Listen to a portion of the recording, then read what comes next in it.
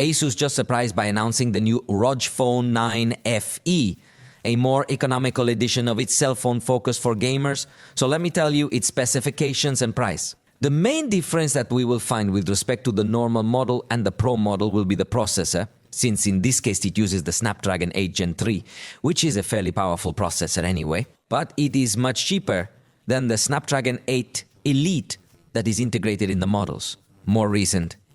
In dimensions and weight, we are going to find something very similar. It has 8 mm thick and weighs 225 grams. In fact, the design of the back cover is also very similar, with the same trend of putting points of light and more attractive things for gamers. While in other performance sections, we will find 16 GB of RAM, to be exact LPDDR5X, and 256 GB of storage UFS 4.0. The screen is 6.78 inches, just like the normal models with LTPO technology capable of up to 185 Hz when you are in the mode, has a peak brightness of 2500 nits. And also comes protected with Gorilla Glass Victus 2.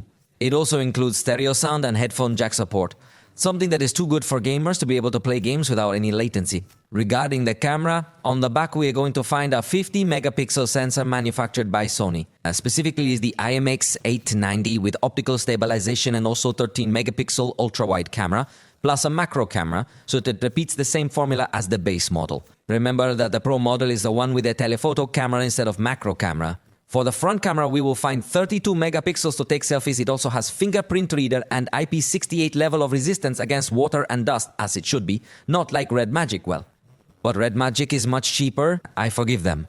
The battery is 5500 mAh with support for 65 watts charging via cable, and of course it comes with Android 15 and all the ROG interface that adds different functions.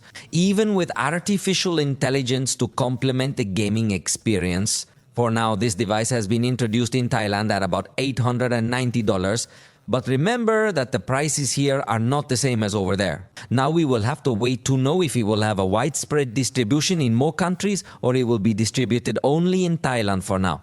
As a final comment, I would like to show how curious it is that Asus has inherited the same nomenclature of Samsung, having faith for a cheaper version. It seems to me that it is the first brand to follow these steps of Samsung. Let's see if other brands in the future join this trend or not.